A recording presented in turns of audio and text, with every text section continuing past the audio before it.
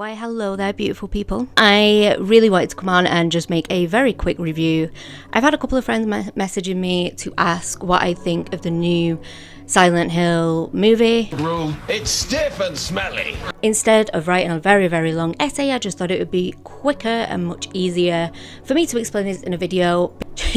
Genuinely, I don't think there are any words in existence to describe how bad this movie is, and I know there are so many people that are dogpiling on it at the minute, and honestly, rightfully so. It's dog shit. In January of 2026, this movie was finally released. No.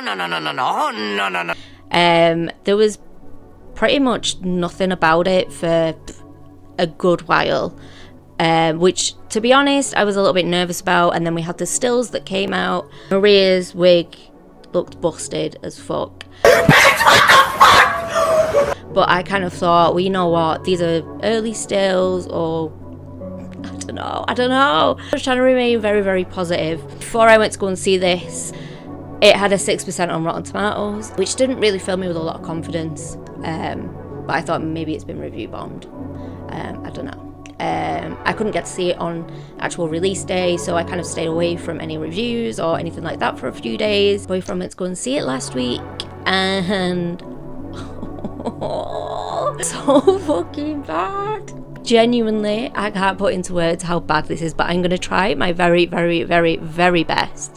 It's so bad.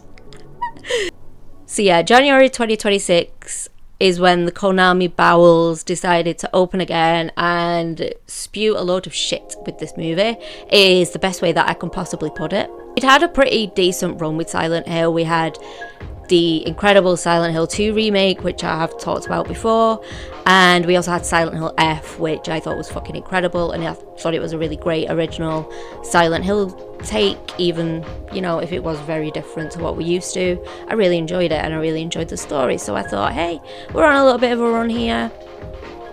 Maybe Konami's cooking with this movie. I was very wrong, but I'm going to try my best to start off with some positives.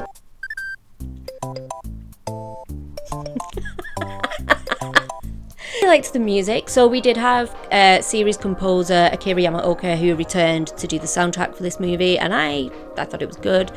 My only complaint is that the music in some areas of the movie seemed a little bit less fitting than others. It just felt like they were cramming in Silent Hill music just for the sake of Silent Hill music and to have a little bit of fan service. But some scenes that I really liked.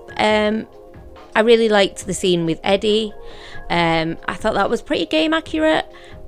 The only downside to that, which I might talk about in a little bit, is he just doesn't stay for long, and I actually thought he was a really good character. It's just a shame that they couldn't flesh him out a little bit more. I really liked some of the character designs. I thought Maria's outfit actually looked spot on. Maybe a little bit cosplay, but with the standards of this movie, I am actually quite impressed that they managed to keep it so game accurate, specifically the original Silent Hill 2 Maria outfit instead of the remake one, so I was really impressed with that. Midhead looked pretty decent. I actually thought it maybe looked a little bit better in the first movie, but hey, we can't have it all in life. But this movie starts with everybody's favourite scene of Silent Hill 2 with James Sunderland, our main guy, driving in his convertible and smoking a doobie. You know, you remember that famous scene from the game, right? No, because neither do fucking I. I was watching this movie and I just burst out laughing within the first 5 minutes because it just felt unbelievable. Get an introduction to how we met Mary. Basically, Mary is on her way out of Silent Hill. Her suitcase comes open. She is waiting for a bus. The bus comes. Her suitcase bursts open again, and then she just tells him to move on. Like, what the fuck? He's clearly willing to stay, so fucking stay. Anyway, I'm gonna skip a lot of the boring shit with this movie because it's boring. It's genuinely boring. They really flesh out Mary and James's relationship within this movie, which, to be honest, I don't think was really needed. In the game, we don't get any flashbacks at all to James and Mary's relationship, but a couple of key scenes. By the way, before you carry on, there are going to be spoilers to the game and to the movie. I really wanted to try my best to not do a spoiler review, but at the same time, I feel like I kind of have to give a spoiler review because I just need to get it out there of how I'm actually feeling about this, because it's so bad. I know I keep saying it, but it is genuinely awful. Their relationship, it just isn't really expanded upon in the game, by the fact that they're married. James goes to Silent Hill because his dead wife has been dead for 3 years. I don't know where I was going with that. His dead wife of 3 years has wrote him a letter telling him to come to their special place, which was Silent Hill. That's pretty much how the game starts. And we get the iconic bathroom scene with James looking at himself in the mirror, and he's all like that in the movie. I don't know, it felt pretty lackluster in comparison to the game, but maybe I had too many high expectations, I don't know. I really just wasn't impressed with the way that this movie started at all. I think it would have been perfectly fine to start the movie the same way that they started the game, and if they really wanted to, just add in flashbacks here and there. Yeah, it just didn't work for me, personally. Didn't work for me. So it then, I believe, cuts to James talking to his therapist, and he's got a letter from Mary asking him to come to Silent Hill. Also, the biggest change that they make in this movie for some reason is that Mary isn't actually his wife, it's his girlfriend. Why they made that change, but a lot of the changes were unnecessary, to be honest. And look, I get it's a game adaptation and they have to cut and change some things, but there's some things which I really didn't think were necessary, and I think it was absolutely possible to keep true to the story without fucking it up so much. Cut a long story short, James goes to Silent Hill. Not before that though, I really want to just talk about something really quickly. There is a scene with James in a bar, and they really want to sort of hone in on the fact that James is an alcoholic, which is game accurate. However, if you played the game, it's gotta run in nose, which is game accurate. It is lore accurate, but if you played the games, you know that they don't actually draw it into you so deeply that James is an alcoholic. It's sort of mentioned here and there. Not even mentioned, it's just very subtle details like posters or him staring at a drink for too long, and then you place the puzzle pieces together. And again, I know it's a movie and they don't have time to do that, but they've really wanted you to know that he was an alcoholic.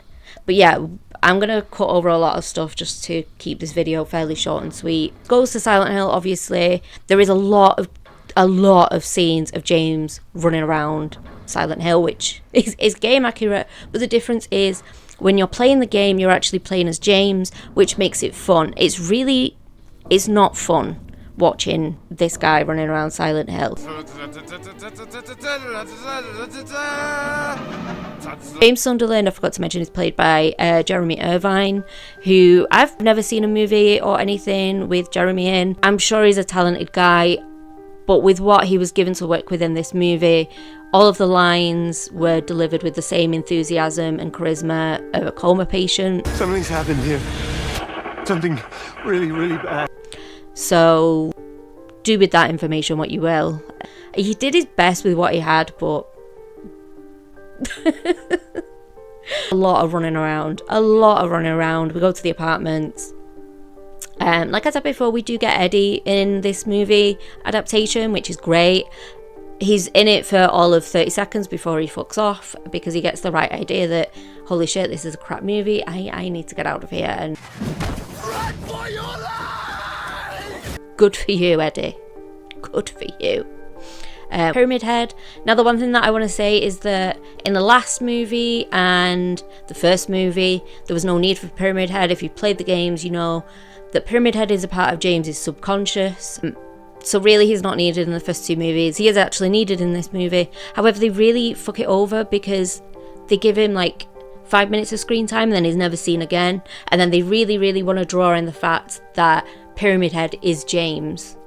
They have the scene where they zoom in and it's James in the suit and he's painting a picture. They make James a painter as well. For some reason is a big deal in this movie. Don't know why. We never know what James does in the games because it doesn't fucking matter. It's sort of, he's looking in the mirror and it makes a red triangle. It's so on the nose that the director might as well just be sitting next to you and going, do you get it? Get it? Did you get it? Did you get that? Oh, you guys are dumb. And it's just so fucking on the nose. And the issue that I have with this movie is that it seems to either think that the audience is stupid and doesn't understand the source material, or the people making it don't understand the source material, and I don't know which one is worse. Recently there was an interview that I saw with Christoph Gans where he believed that Angela was a subconscious part of Mary, and they were the same person, and don't worry, I'm going to get to that in a minute. It's interesting because plenty of people who has played the game didn't realize that actually Maria and Angela are another representation of Mary. Huh? We didn't get it. Nobody got it because it's not a thing. The great part about Silent Hill is that you can theorize about the movie and the games, but that just isn't a thing. And especially when you're making a movie, a lot of stupid details in this movie, such as the cult returning for some reason, and Mary's illness in the movie is caused by the cult. It's not a mystery illness like in the game. We don't actually know what her illness is, because again, it doesn't fucking matter. It really doesn't matter in the end. And it's changes like this which make me so mad. He refused to just break down this movie chunk by chunk because it's so fucking boring. I can't make it entertaining at all. Like, genuinely, I feel like I'm trying my best and I just can't. The premise is he goes through Silent Hill, he has all these flashbacks, he has a therapist as well for some reason. He meets Maria, and Maria really wants to drive it home that she looks like Mary. In the game, it's very different and it's very subtle, and she almost has this kind of uncanny valley aura about her, and it works really well. It just doesn't work in this movie because she is constantly pointing it out. Another scene where they go to Brookhaven Hospital and there's the nurses, and it sounds like they're starting a fucking one-man band.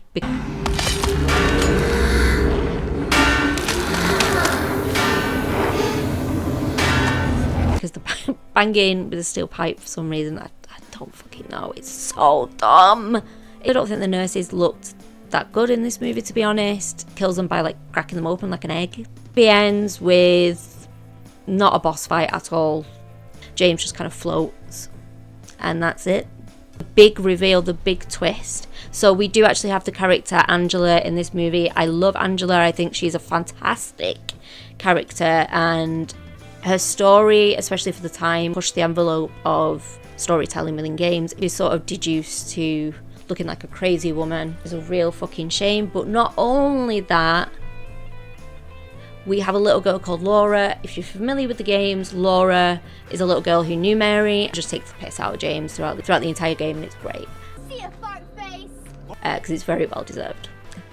But in this movie, she is portrayed as a creepy little girl with a stereotypical creepy doll. It's just stupid. It's so stupid. But Laura reveals to James that Mary's full name is actually Mary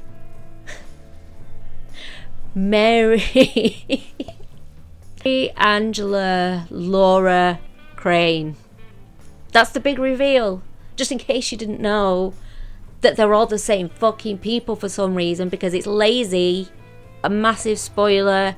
James recalls killing Mary, and that's why he's sort of in this emotional turmoil.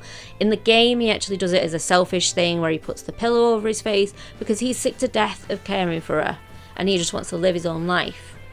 In the film, it's a mercy killing because she's that ill and she asks James to kill him, and I just don't think that fucking works. But just to kind of sum it up, I hate this movie. I really, really fucking hate it. It kind of has an optimistic ending, even though he takes Mary's body, puts it in the boot of his car, and then drives into the water, just like in the game. And I thought, hey, that's pretty cool. But then it cuts to the beginning of the movie again, and it's almost like they're implying it's a loop, which is a theory, but it just doesn't work in this movie, and it's dog shit.